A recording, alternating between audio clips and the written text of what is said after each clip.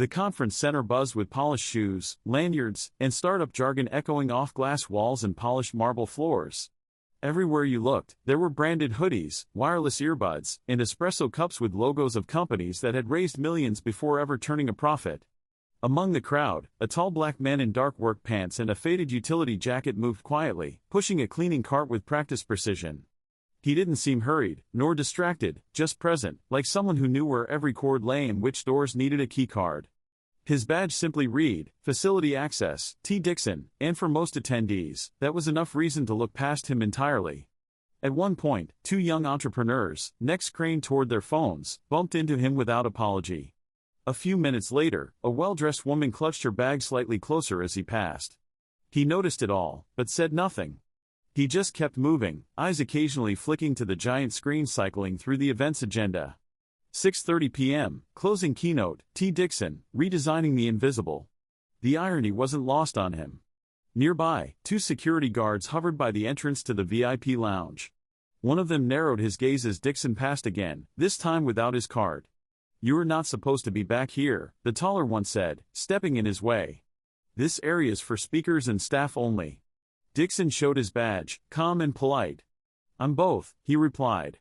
The guard scoffed, muttering into his radio, then gestured toward the outer hallway. "Let's go. We've had issues with people sneaking in."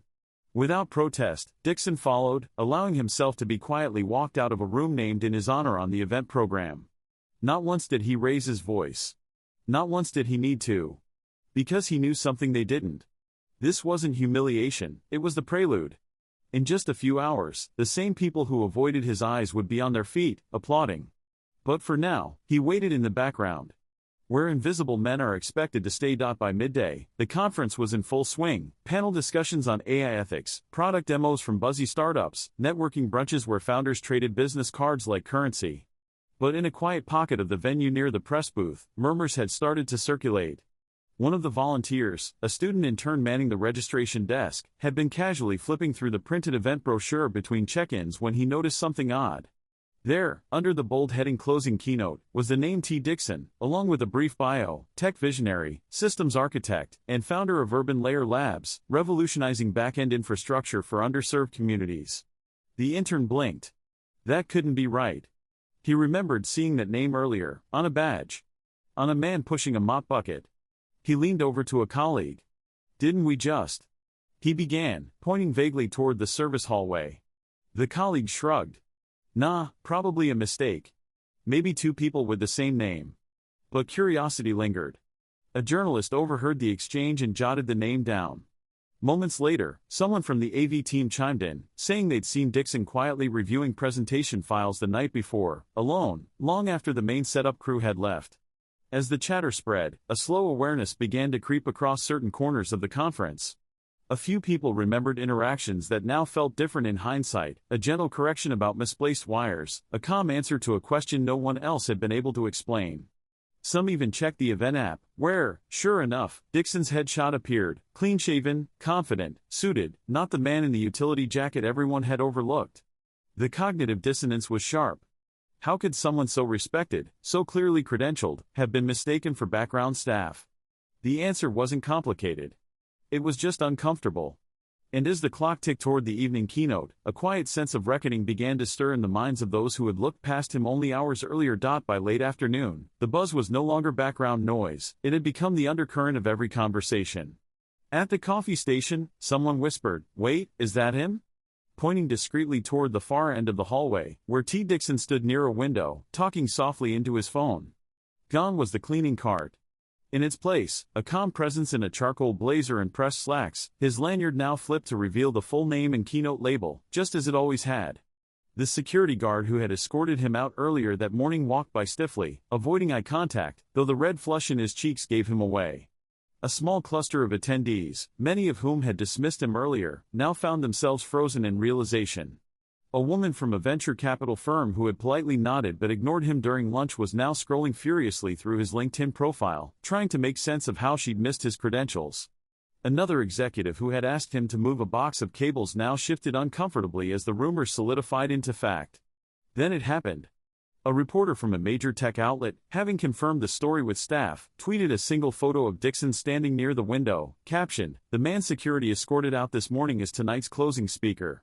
Let that sink in." The tweet exploded. Retweets. Comments. Think pieces already forming. Phones lit up around the venue. Conversations halted mid-sentence. Suddenly, people were no longer talking about product market fit or AI scalability, they were talking about bias, assumptions, what leadership actually looks like. Dixon, meanwhile, said nothing. He simply walked toward the stage entrance, expression unreadable. For years, he'd known what it meant to be underestimated. It wasn't new. What was new was watching it unravel publicly, watching systems built on appearances falter in real time. And as he stood behind the curtain, waiting for his name to be called, he wasn't angry, just ready. The lights in the main auditorium dimmed slowly as a hush rolled through the crowd like a drawn breath. Rows of chairs filled with developers, founders, VCs, students, and tech media faces were now turned toward the stage, which was lit in cool white and framed by two towering screens. The moderator's voice rang out crisply, "Ladies and gentlemen, please welcome our closing keynote speaker, T. Dixon, founder of Urban Layer Labs." A brief pause followed. A few scattered claps broke the silence. Then the side curtain shifted, and Dixon stepped into view. There was no dramatic gesture, no swagger, just a quiet, grounded stride. He wore no designer badge, no flashy headset, just that same calm expression and the steady confidence of someone who had spent years building in the shadows. The clapping grew louder. Some stood. A few glanced awkwardly at one another, unsure how to respond to the reality unfolding in front of them. Others looked down, suddenly recalling the earlier moments, how they dismissed him, ignored him, or watched as security removed him without question.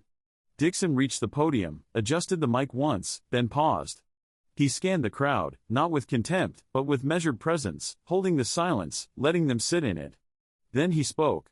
"Before I begin," he said evenly, "I'd like to thank the security team for ensuring the building was safe today. Including when they walked me out this morning." Nervous laughter rippled across the room, laced with guilt. He waited. "It's okay," he continued. "That kind of misunderstanding doesn't surprise me anymore. I'm used to being mistaken for what I look like, instead of who I am." The room went still again. His voice didn't rise, didn't accuse, but it didn't soften either. "Today, we're going to talk about what happens when the systems we build, both technological and human, don't recognize the people they're supposed to serve. When brilliance is filtered through bias. When access is determined by assumption." The crowd was riveted. He wasn't just telling a story, he was holding up a mirror. And whether the audience was ready or not, they were going to see themselves in it. Dixon took a breath, then leaned slightly forward at the podium, as though confiding in the room, not to shame, but to reveal. "I didn't go to Stanford," he began, his voice steady. "Didn't start my first company in a dorm room. I started it in a basement apartment in East Oakland, on a hand-me-down laptop that took 15 minutes to boot." The audience listened in silence. "While some of you were pitching series of rounds," he said, "I was wiring community centers with mesh networks so kids could get Wi-Fi in neighborhoods where cell towers didn't care to reach." He wasn't reading from slides. Every word came from memory, lived experience, hard-earned and raw. "The janitor uniform I wore earlier wasn't a gimmick. I've worn it before, just not at this conference. I worked nights cleaning office buildings while learning back-end architecture from online forums. I learned by doing. By failing. By trying again, quietly, when no one was watching." A few heads dropped. Not out of boredom, but reflection. "Urban Layer Labs," he continued, "didn't get featured on TechCrunch. We built silently. We scaled city by city. And today, we power infrastructure used by over 4 million people in under-resourced communities. All without a single round of venture capital." Murmurs swept the room. This wasn't just a story of being overlooked. It was a blueprint, one that ran counter to every gatekeeping narrative the industry had upheld. "So when I was mistaken for someone who didn't belong here," Dixon said, "it wasn't the first time. But it may be the last time I let it go unchecked." He paused. Because belonging isn't granted by badges. It's earned by impact. The silence that followed was heavy, not awkward, but reverent. People weren't just listening anymore. They were seeing. Not just him, but the void their assumptions had created. And as Dixon clicked to the first slide of his actual talk, "Designing tech that doesn't disappear us," a new kind of attention filled the room. Not performative. Not pity. Respect. By the time Dixon reached the midpoint of his talk, the atmosphere in the auditorium had completely transformed. No one was checking their phones anymore. The note-takers had stopped transcribing sound bites and were instead scribbling furiously, trying to keep up with the kind of thinking they hadn't expected from someone they'd once looked through. Dixon had stopped using slides altogether. Instead, he paced the stage with ease, describing the architecture of systems designed to exclude without ever being told to. "We've normalized platforms that scale seamlessly," he said, "but we haven't asked who they leave behind. We've built networks to carry data, but not accountability. We praise disruption, yet punish unfamiliar faces when they don't look like the ones who disrupted before." It wasn't just a lecture anymore, it was a reckoning. Audience members shifted in their seats not from boredom, but discomfort, the kind that signals internal friction, realization rubbing up against decades of unconscious bias. A panel moderator in the front row lowered her head slowly, remembering how she'd walked past him earlier in the lobby without offering a second glance. A young engineer bit her lip, realizing she'd never once seen a keynote speaker who looked like Dixon, despite all her company's talk about diversity. Meanwhile, on Twitter, the earlier photo of him had gone viral. Hundreds of thousands of retweets. Dozens of think pieces already brewing. Other speakers began referencing his words in their own talks.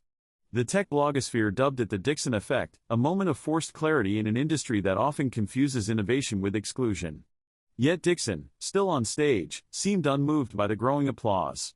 He wasn't there for fame. He wasn't even there for forgiveness. "If this moment makes you uncomfortable," he said softly, "good. Because comfort is a privilege I never had. But clarity? That's a choice you can make, right now." The audience sat in still silence.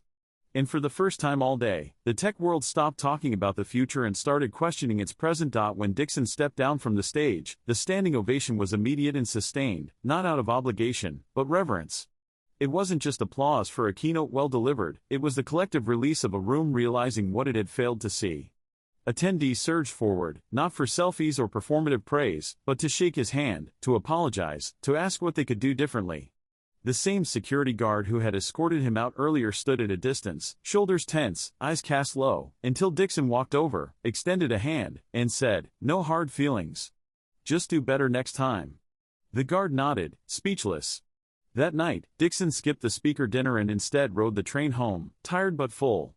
Back in his small home office, a string of emails flooded in, universities requesting lectures, companies offering consulting contracts, young developers thanking him for speaking truth into rooms that usually refused to listen.